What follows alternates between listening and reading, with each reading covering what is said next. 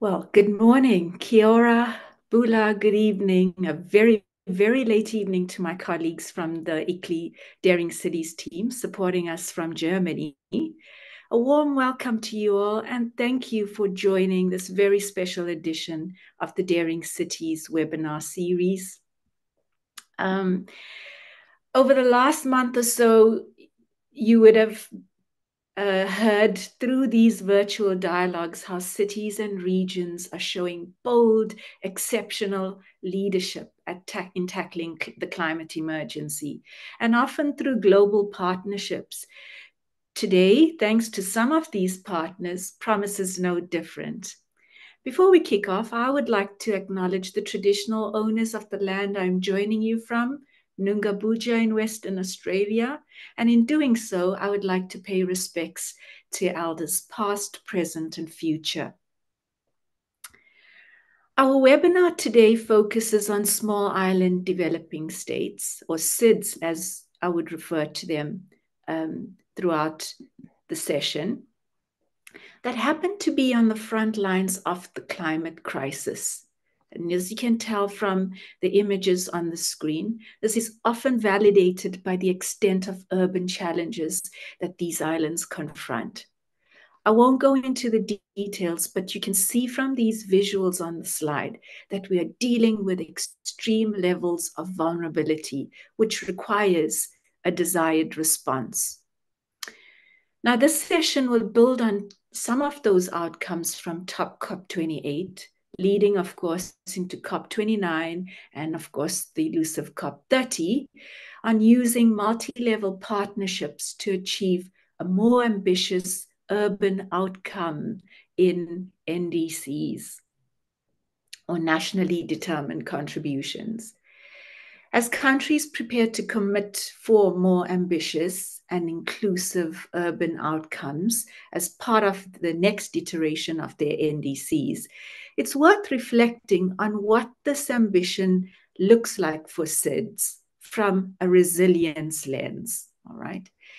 How local governments can be a useful delivery partner in the NDC targets. And today we'll get to examine how what this NDC process entails, and the local actions that are quantitatively reflected in the development of the NDCs. So it's a bumper show, and we have a fantastic lineup of speakers on our panel today. We'll start off with Bernard Barth from UN Habitat. Bernard leads the Human Settlements portfolio. Kate Brown, who heads the Global Islands Partnership, and that's a key partner to ICLEI on its Frontline Cities initiative. We have Amit Singh, who is from the Pacific NDC Hub, who will anchor our discussion today in the Pacific and how he's going about the development of the NDCs.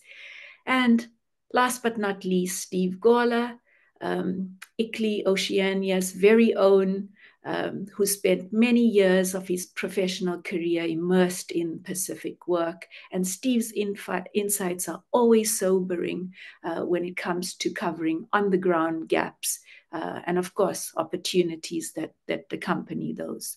So we'll get started. And the first segment of this webinar, I'm going to pose targeted questions to our panelists. We'll kick off with Bernard first. Bernard, thank you. Thank you for joining us. Always a pleasure having you. Please explore this for us. Based on your findings from the UN NDC Global Report, and we'll pop that in the chat in a bit, and strengthening urban content of the NDCs, how do you see CHAMP work in the small island developing states, especially with local governments and bringing forward a more ambitious urban agenda, specifically with resilience into the NDCs? How do you see this all fitting together? Thank you very much, Shireen, and good morning. Thanks very much for the invitation. Very passionate about the urban content of the NDC as being one of the co-authors of the report that you've mentioned. But I'm also UN Habitat's focal point, of course, for the Pacific. So to really see how we can make a difference in Pacific Islands through the entry point of strengthened NDCs and specifically a strengthened urban content of this NDCs is, of course, what I am trying to promote here, and fantastic to also have the partnerships reflected in this panel. So I will be maybe a little bit more conceptual than some of the other speakers. So happy to start this off with providing a little bit of an overview of what that actually means, urban content of the NDCs, and how we have analyzed 194 NDCs on the urban content. Of course, look then a little bit more deeply into the Pacific region and see the multi-level commitments also that play out. And then talk a bit more about the different entry points, the partnerships and strengthening the NDCs. And you have already mentioned CHAMP as an important mechanism. But of course, there are national level engagements, and there's a UN-wide support that UN Habitat globally, but also at the country level support. So I will try to go fairly quickly through all of this, but also pay adequate tribute to the partnerships and to all of the fantastic work that everyone is doing. So here you see the global map on that reflects the NDC analysis. We have clustered countries or NDCs according to the urban content, fairly comprehensive, very mechanical, if you would like, because there are 200 indicators that we've applied to every NDC, to every submitting party to the Paris Agreement. And based on that, we have developed, or we have categorized countries and NDCs into 3 clusters. Cluster A, NDCs with strong urban content, where urbanization, urban development, urban challenges, urban solutions are very clearly mentioned at a fairly high level. Cluster B, where urban issues are clearly visible, but maybe not as specifically mentioned. And then cluster C with no or very limited mentioning of the NDCs. So in the Pacific, that translates into the picture that you see here. Of course, a little bit difficult to see the countries only from the map. So I spelled out specifically, it's only Papua New Guinea, where we have a strong urban NDC, both across adaptation and mitigation. In cluster B, we have Australia, Kiribati, Nauru, Solomon Islands, and Vanuatu, and all of the other countries or NDC submitting parties to the Paris Agreement are cluster C, as you can see here. Now, I've mentioned 200 indicators. That's maybe very difficult to understand, to imagine what that really stands for. So I have just highlighted here 2 of those countries. Papua New Guinea, I have mentioned being a cluster A country, and I have selected New Zealand without any value, but I thought New Zealand is a confident enough country to be spotlighted as a cluster C countries. So what that means is that in the first two columns, we have analyzed the national content, if you like, the overall analysis of the NDC. For example, you can see energy in the first row for both Papua New Guinea and New Zealand. You can see that Papua New Guinea has highlighted the national challenges and national responses for energy, but hasn't actually presented solutions in the urban space or urban challenges. At the bottom part in orange, you can see then the adaptation dimension, for example, agriculture and food, not necessarily immediately an urban issue, but you can see that it's not only presented from a challenge and response perspective at the national level, but you can also see that at the urban dimension, this is mentioned as important in the response area. And you can see very few dots in New Zealand reflecting that the NDC is nowhere near as comprehensive, at least not against our analysis. To be fair, the NDCs are analyzed a little bit mechanically. So there are, even in cluster C countries, and I maybe want to point out in particular Fiji, there is urban content and very important urban content in the NDCs, but it's not spotlighted to the extent that the analysis really picks that up and bumps this up to a cluster B country. But there's climate resilient infrastructure mentioned with an emphasis on Suva and informal settlements. There is urban coastal protection mentioned through mangroves and increasing green spaces in urban areas. So the analysis is high level, looking into this a little bit more deeply, which we actually have done in the report as well, goes at least one layer deeper. Now, this is the same map that you've seen before, but what we're doing here is not looking at the countries that have not endorsed GEMP. So everything that's gray are countries that have not endorsed GEMP. Everything in the green shades are the GEMP endorsing countries. And GEMP is, of course, very important as a mechanism because national governments have committed to strengthen the ambition towards multi-level climate action and to strengthen the NDC specifically. So in the Pacific, we have Australia, Kiribati, Palau, and PNG as GEMP endorsing countries. Now, of course, GEMP is a mechanism, a commitment that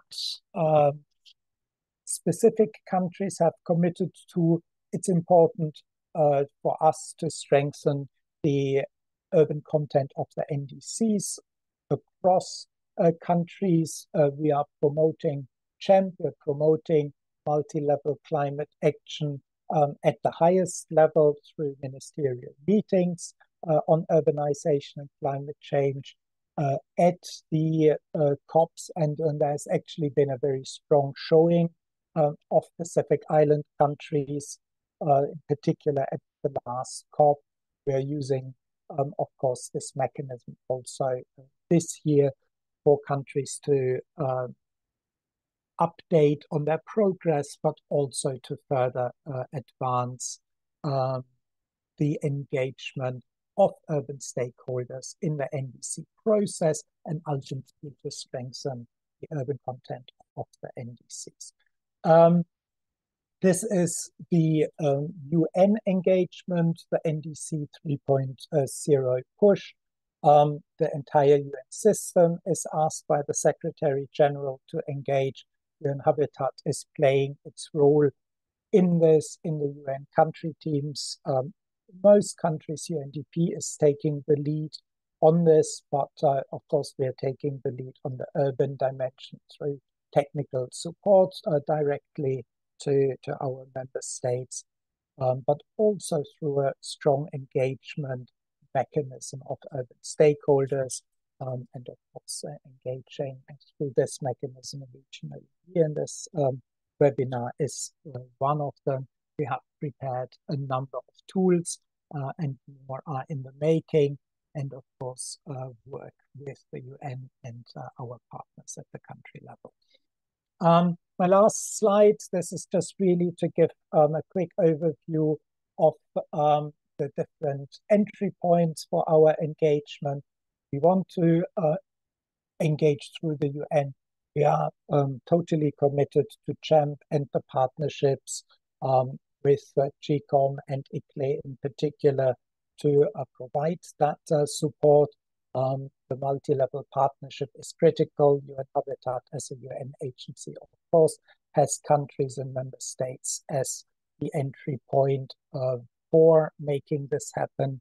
But of course, the capacities of the local governments, of other urban stakeholders needs to supplement this through the knowledge sharing and also through advocacy and representation of urban stakeholders.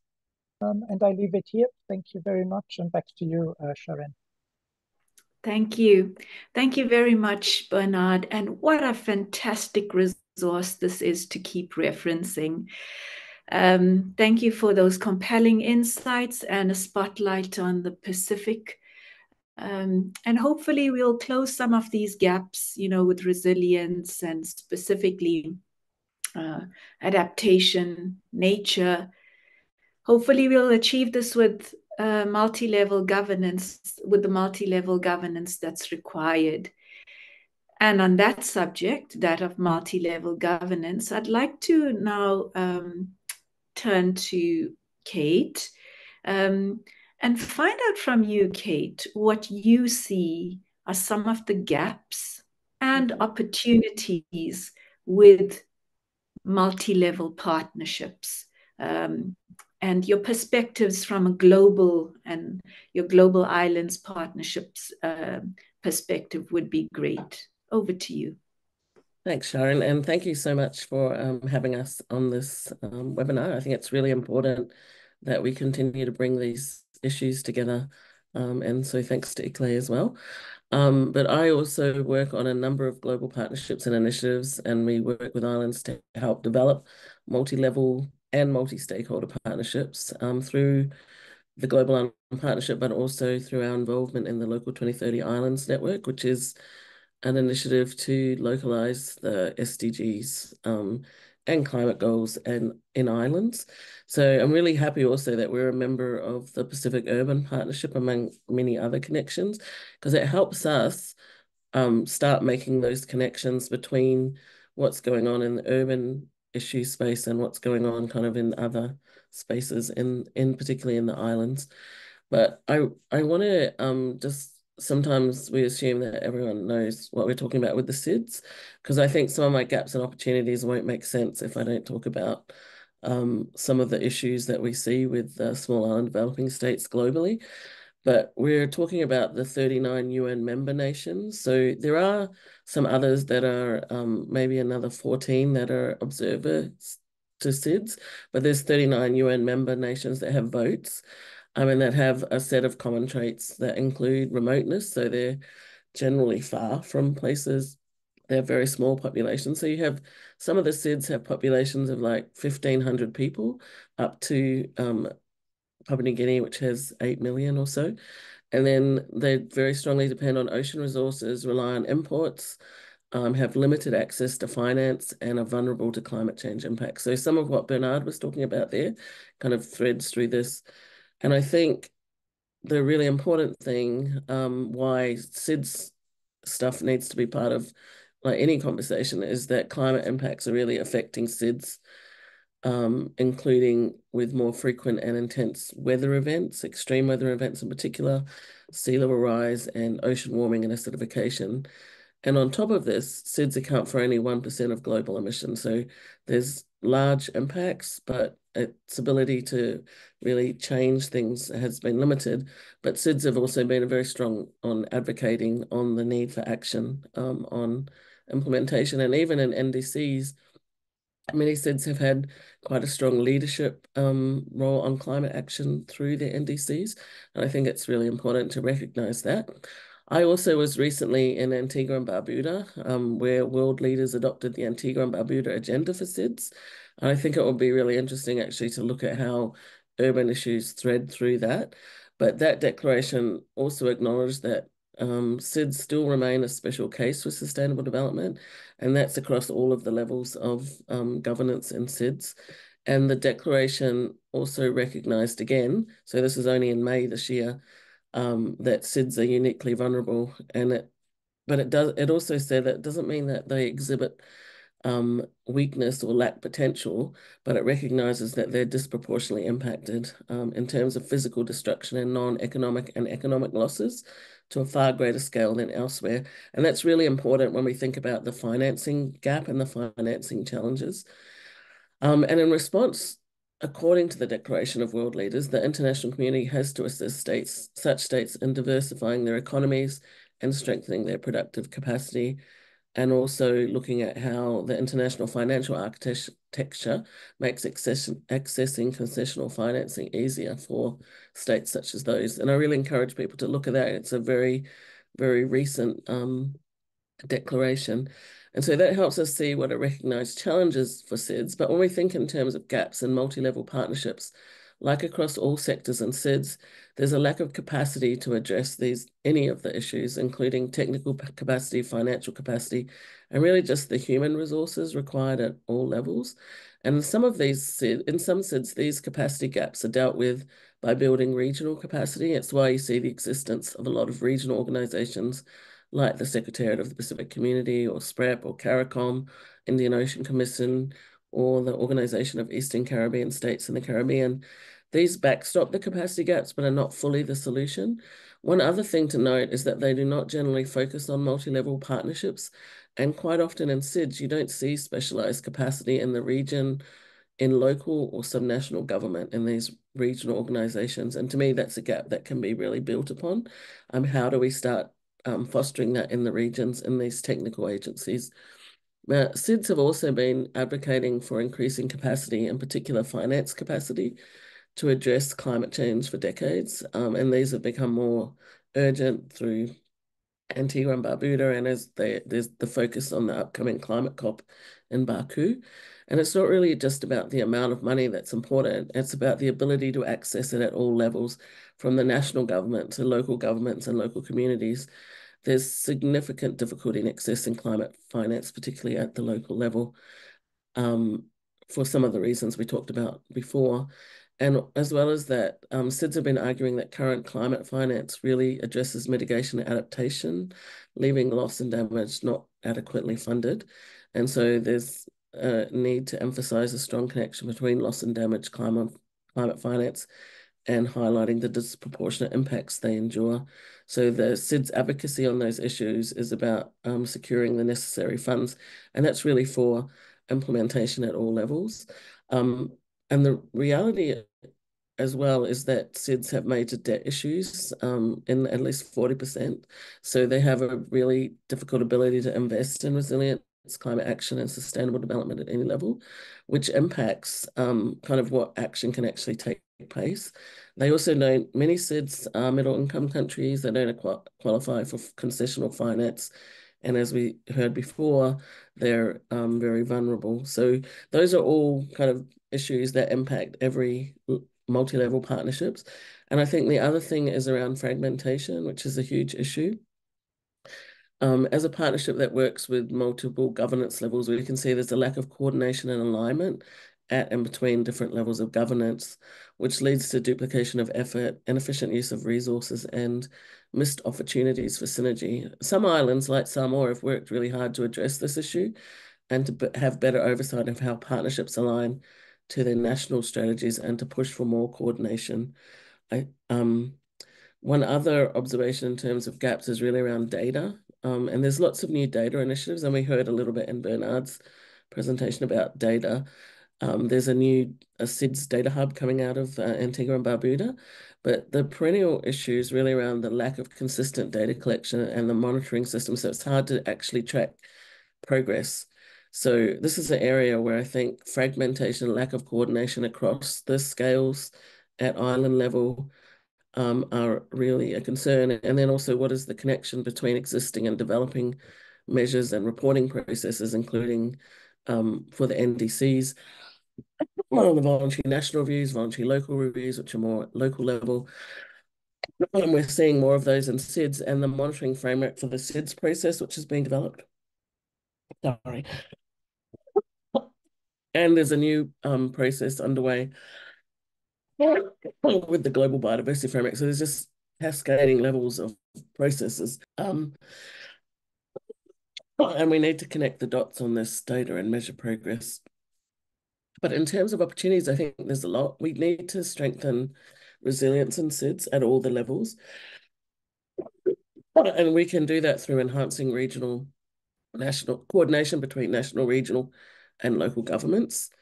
And I think there's lots of regional partnerships that now exist, including the Pacific Urban Partnership, but there's a bunch where I think there could be a stronger urban context in them, like the Pacific Resilience Partnership and a whole range of other things which are trying to target coordination and improving cohesion.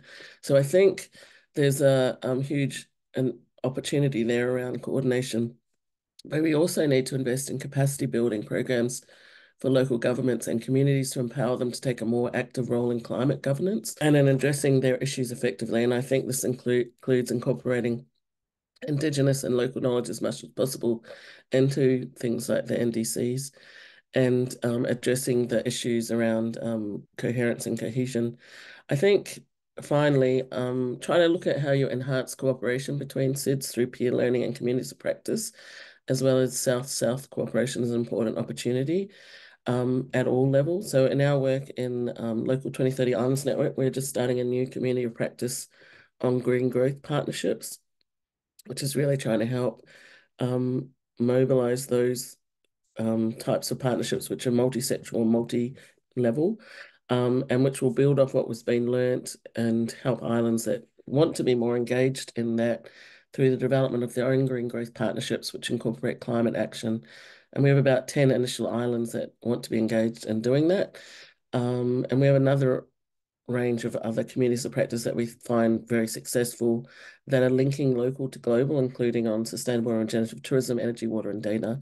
But I think the real challenge of multi-level partnership in SIDS is that while you have international agreements and national policies like the NDCs, and they're really critical, real impact only happens when those plans are executed at grassroots level, involving local communities and local stakeholders. And so, thank you. Thank you, Kate, and take care of that cough now. I'll leave you to it. Sorry. No, those were absolutely provoking insights, and specifically dealing with multi-level partnerships, contextualizing them in the SIDS context. But I would agree with you that, you know, it's quite imperative that we need better coordination and collaboration, and to a large extent, you know, it can be achieved through appropriate scales of multi-level governance. And you also touched on the point of financing gaps. I deliberately want to park that point and come to it later on, because you raised some things or which could possibly lead to implementation gaps. So I'll park that issue of financing gaps right there. But certainly, you know, for it becomes quite an important point that where we have global finance mechanisms, that it becomes important for local or grassroots movements and local councils, the most deserving on the front line, to access these. So we'll come back to that. But I wanted us now to come back to the Pacific specifically and the NDC process and have Amit Singh take us through what we know very little goes into the actual process of developing the NDCs. And hopefully, Amit, you can share some of these insights with us, plugging some of the gaps that Bernard raised in what they found in the NDC gaps, and some of the multi-level governance challenges that Kate spoke about. Over to you. Thank you, dear Shirin. Thank you for the question, and thanks to the previous speakers who have spoken before me. Bula to all our audience who have joined us for this webinar. Let me start by setting the context in which our region, especially the urban areas, are centered. I mean, excluding PNG, 97% of the Pacific Island population live within 10 kilometers of the coast. And furthermore, 50% of the population live within 1 kilometer of the coast. Now, if you look at the increasing impacts of sea level rise and water-related extreme events, and given the location of the urban centers near the sea or the rivers, means our urban areas are extremely vulnerable to these impacts of climate change. This information is critically important for us as we deliberate on the role of the local governance and multi-stakeholder partnership on resilience building and positioning itself to implementing various national climate resilience actions identified in national NDCs across various sectors that are within their jurisdiction.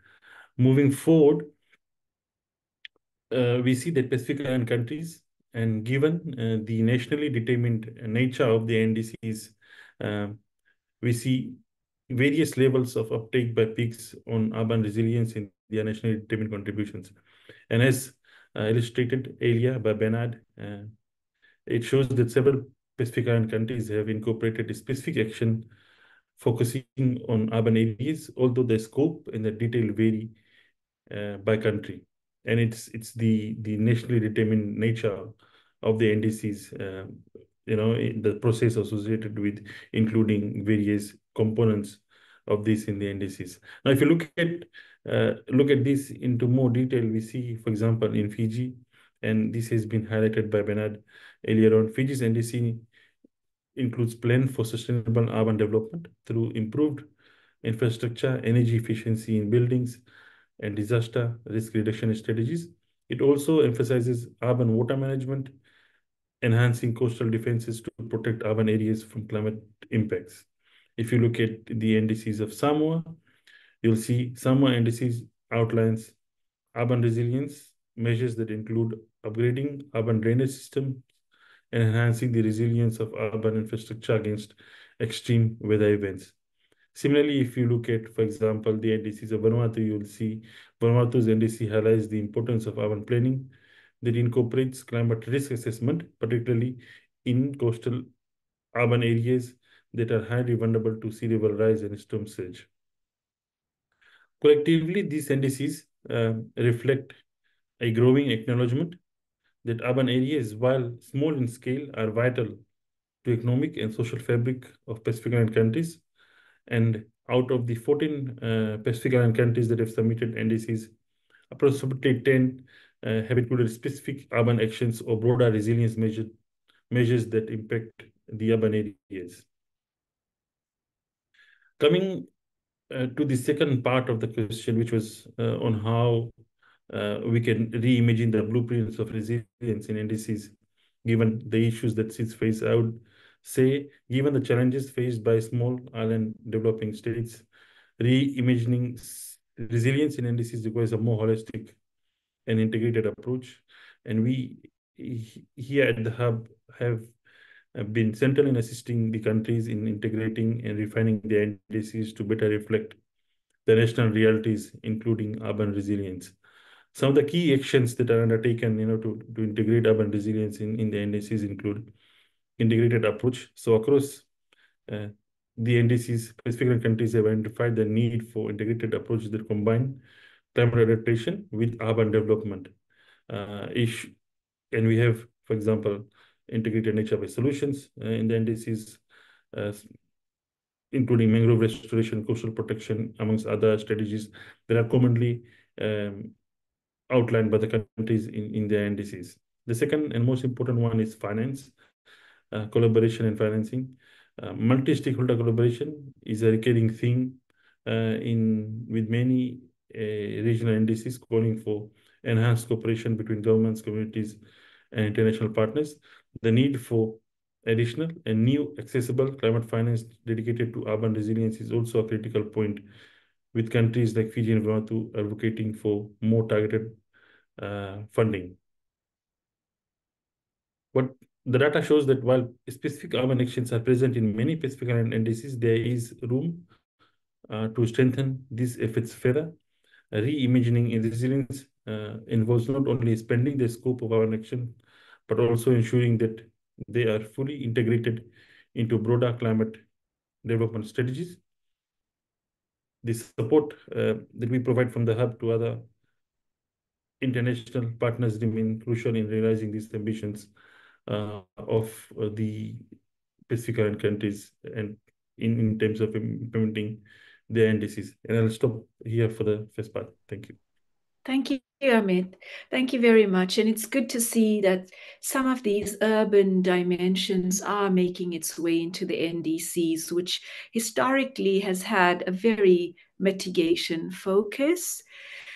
But before I turn the spotlight to Steve, I just want to ask you something very specific on your engagement process and how you are bringing in local and urban councils into that fold to bring in those urban dimensions into the NDC policymaking process. Are there deliberate attempts by the Pacific NDC Hub? Yeah, so the way we operate at the hub is, as I said earlier on, the nationally determined nature of the NDCs means the countries are the driving seat in terms of involving whatever goes in the NDCs. Now, what we advise countries when it comes to inclusion of certain themes, like for example, urban resilience or local governance, is the fact that we share with them the best practices that are needed to include these thematics into the NDCs and the reasons it should be included. What are the advantages moving forward in 10 years, in 15, 20 years time? And so these are some of the ways that we include, we try and guide countries to include these sectors in the NDCs, but also providing trainings for the local governance in terms of capacity building, and this was highlighted by an earlier speaker. So these are some of the ways that we at the Hub we try and raise awareness around why we should include these adaptation sectors in the NDCs and what is there for the countries moving forward. I mean, it has been highlighted through the earlier speakers that we as the region, we emit less than 0.03% of total GHG emissions, and total for seeds is less than 1%. Now, whilst NDCs are very mitigation focused, as a requirement by NFCCC, the idea to include more adaptation sectors, and these sectors means that, for the region, for us, especially in the region, adaptation is key for our sustenance. And so these are some of the ways we are trying to ask the countries in the region to include not only mitigation actions in the NDCs, but be more ambitious also when it comes to including adaptation sectors in the NDCs. Thank you. That's great to know. Thank you very much. Thank you. Let's turn our attention now to Steve. And my question to you, Steve, having worked extensively, particularly in the Pacific, the local SIDS context is often misunderstood, and particularly from governance, but also some of the practical assumptions that we make of models that have been developed elsewhere in the world. what do you see as some of the local implementation and governance gaps that are often misunderstood? Okay. Yeah, thank you, Sharon, and good morning, good evening, everyone. I'll keep my comments fairly brief because we are short of time. I wanted to focus on the typical governance structures in local government, in SIDS, because we use the term local government in this sort of generic global sense as there is a distinct layer. There are elected councils and mayors and leaders, there are administrations, etc. It's just not the case in so many of the small islands where we work. There's a complete blurring. Even if there is an entity known as local government, quite often effectively that's just a branch of national government. And in some of the smaller countries, there is no level of local government. But of course, there are local leadership structures. And we find this in a country like Samoa, you know, where there's a jump from the national government to local leadership structures. So even talking in broad brush terms about the role of local and sub-regional, subnational governments in NDCs, we've got to be very aware of what we're talking about. It might be, we could sort of conclude that, well, if an island country is basically being managed by the national government, then the NDCs will probably cover all necessary levels of action. But the problem is sometimes that the national governments don't think about the power of working through the local structures, whatever they are. The NDCs are silent on that, but we see so often in these SIDS that national plans, national policies are not well understood at the local level.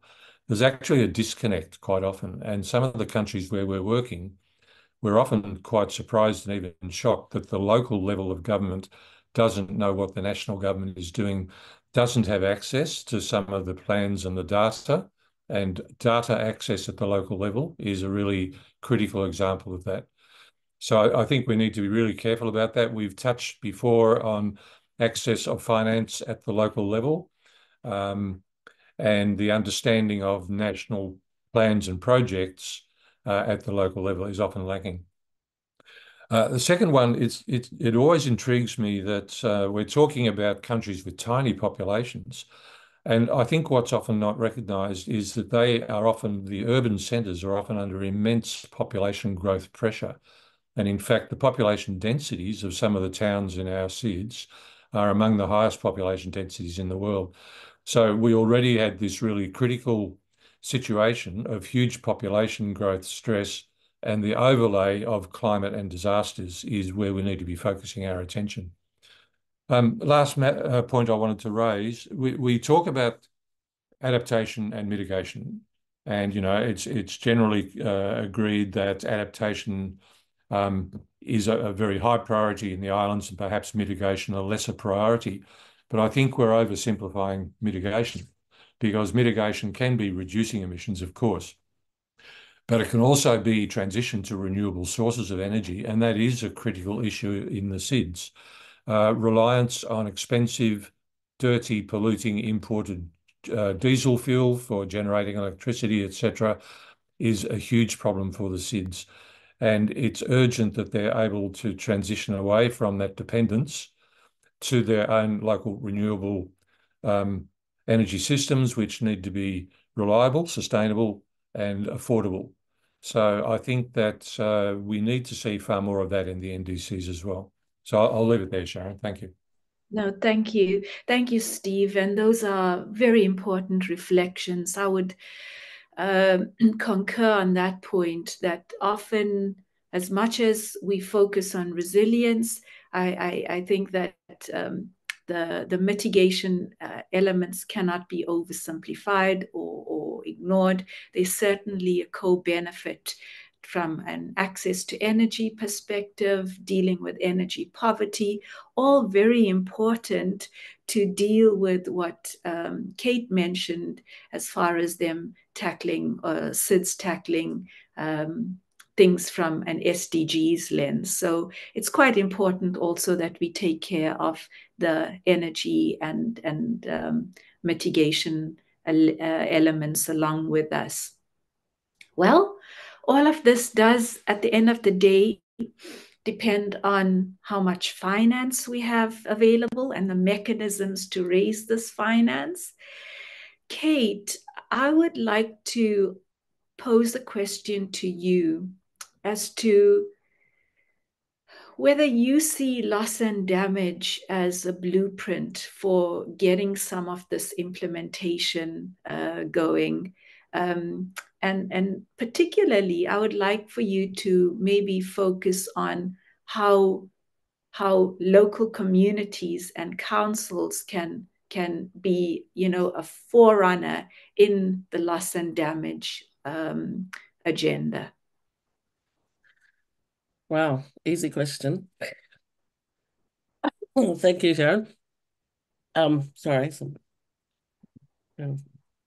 sorry about that. I'll put it over there.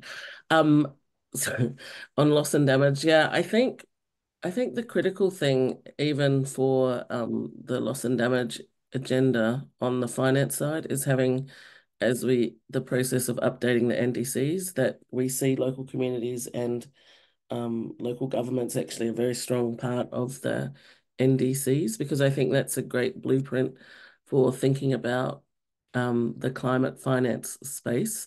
And I think on the and factoring in the impacts on these places, because I think when it's talked about, but it's kind of talked about like observing something that's happening somewhere versus the real stories from real people. So I think the important thing is making sure that there's strengthened NDCs, which include these issues coming through, that these local communities and local governments are part of the advocacy process around the loss and damage fund, because without funding in the loss and damage fund, there's not going to be, I mean, that's the I think the most strategic way for those places to actually get that funding. And I think there are existing mechanisms where funds are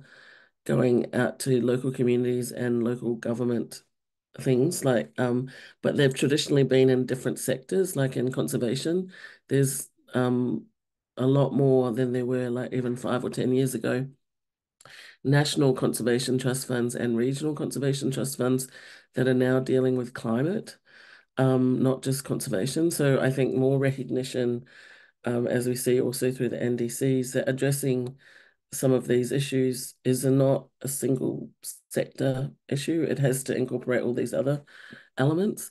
And so we see, one of the best examples of funding going to local community level is through something like the Micronesia Conservation Trust, which is a case study organization of the Adaptation Fund. It's the smallest implementing entity.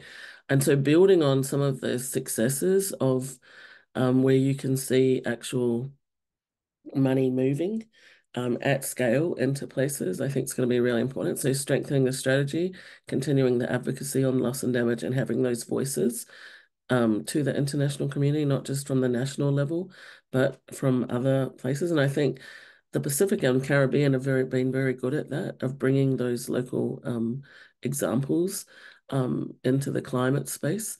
But yeah, and then I think it's the advocacy on actually having that loss and damage fund funded, and making sure that there's a strengthened NDCs that incorporate these urban issues much more closely and local community issues. Because I think that's one thing when we're talking about urban issues and local community issues are often overlapping. So yeah, thanks. Yeah, no, thank you. And 100% that you point to the NDCs being that blueprint to mobilize climate finance. And if it's loss and damage, then it needs to be done through that avenue or lens as well. Amit, do you see that being the case? Do you see the NDCs as that apex tool for states and small island development states to developing states to channel climate finance? Is that really the case in practice?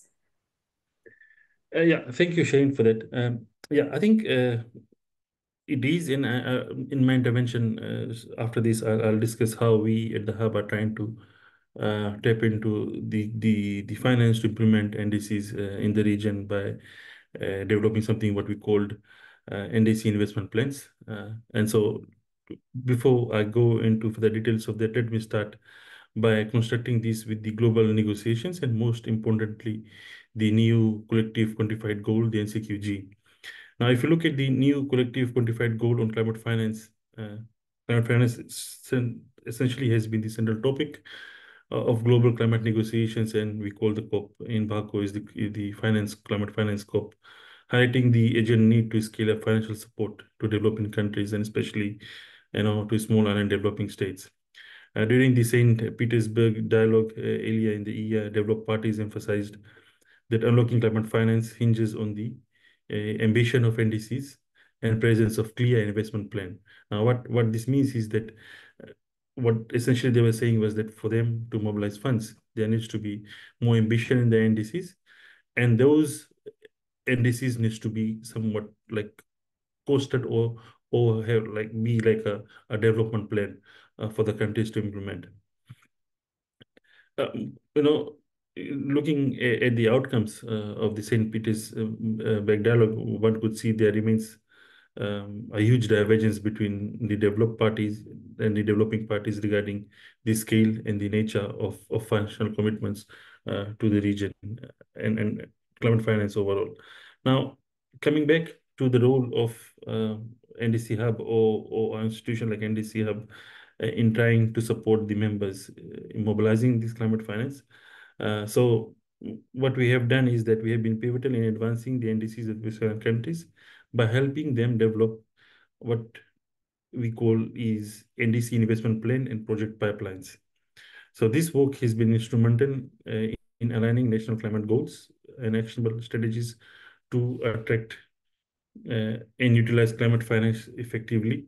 And we have developed NDC investment plans and project pipelines for at least 5 countries in the region, and that includes Fiji, Tonga, Tuvalu, Samoa, and Kiribati, with a total project pipeline of approximately 2.3 billion USD. So these are concept ready pipelines. It could be taken up by any developing partners, developed into a proposal and submitted to the funding entities for funding. The idea behind this was to strengthen NDCs with detailed investment plans, because these are critical to leveraging more climate finance for frontline communities. And by outlining clear, prioritized actions, these plans provide a roadmap for international donors, financial institutions, and private sector to invest in specific projects that directly benefit the vulnerable population. Now, even before the St. Petersburg dialogue and the call by developed parties that there needs to be like a development plan for NDCs, at least these 5 countries in the region has developed those plans. And if you look at the investment plan, for example, for countries like Fiji and Samoa, what we help them create a detailed investment plan that identify key areas for climate action, such as renewable energy, resilient infrastructures, sustainable agriculture, and amongst other sectors that are there. And the plans not only quantify the financial needs of these countries, but also align them with national development priorities and making them more attractive to potential investors and donors.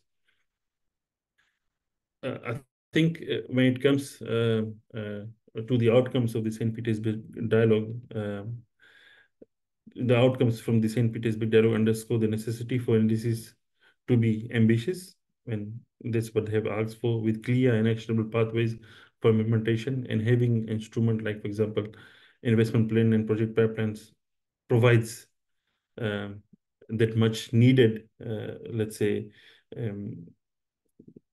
documentations for us to access that finance. Now, at least what we have seen for the region is that whilst we have these 5 countries who have their NDCs which are ambitious, we cannot go any ambitious we cannot have any more, increased ambition in our NDCs, because we have said we want to go 100% renewable by a certain date.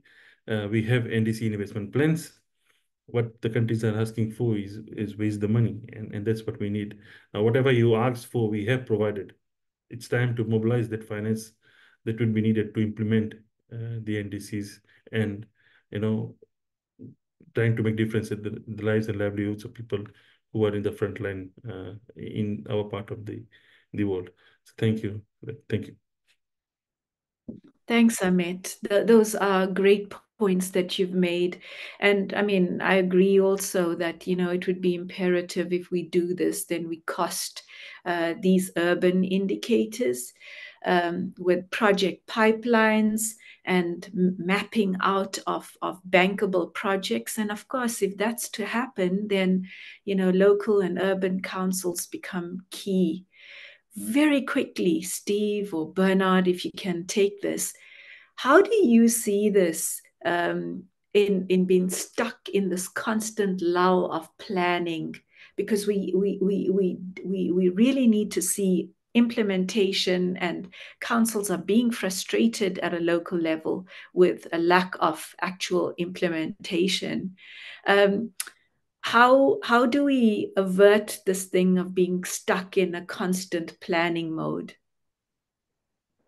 I'll answer first because I think Bernard's probably got a better answer than me, but simply by being aware of the very point you've made, Sharon. And I think our groups who are working hard in the islands, we always need to make sure we balance that in all of our planning and in our funding bids. I quite agree. Death by planning. So I think it's just us all pushing this very point. Bernard, have you got a real answer for this one? I'm not sure if I have a full answer, but I think there is, of course, everyone is frustrated with planning and no action, but action without planning, of course, also doesn't work. Now, I think it's absolutely critical that we connect dots. Climate action and local planning very often don't speak to one another. We're losing resources left, right, and center by not doing this, by not having an integrated approach to sustainable development and climate action, or in this context, sustainable urban or local development and local resilience planning. So I think it's critical that we really put into action what we've been discussing here. There needs to be a strong multi-level governance framework. There need to be strong NDCs. There need to be strong climate and urban policy or spatial policies in place that provide the framework. And of course, at the local level, all of these mechanisms need to integrate. And I think I can't stress more how important good NDCs are as an advocacy tool. They're not necessarily the most important policy tool. They tend to be fairly broad, but if you have your priority activities really clearly articulated in the NDCs, resource mobilization, that is the adaptation mechanisms, or loss and damage mechanisms, if they are strongly articulated in the NDCs, it will be so much easier for countries to access funding and then turn the plans into action. I don't know if that was perfectly summed up. Putting that into practice, of course, is then also not so easy. Yeah, it's more complex than we make it out to be. But there you have it, folks. You've heard about from our excellent panelists today how we've heard about the urban gaps in the NDCs, and the discussion evolved into finance and gaps and opportunities, and of course some of where we're stuck with implementation gaps, and how multi-level governance could possibly be key to unlocking it all. Now, that was indeed a wonderful discussion, and I thank the panelists. Before we wrap up, I would just like to make an announcement, because This particular session forms part of a virtual series from the Daring Cities a webinar series. And with that, I'd like to announce the next Daring Cities session, which is on the 11th of September. And this one deals with nature, health, and culture. And it's through our Net Zero Cities program. It should be a fantastic session to join. So please feel free to join it. You're also reminded that all these sessions are being recorded. So if you miss it, feel free to hop onto either the YouTube channel or the Daring Cities website and catch these sessions. Thank you very much. Wonderful support from the back end, from the DC team. Thank you to my fellow panelists and for you joining the session today. Thank you all. Goodbye.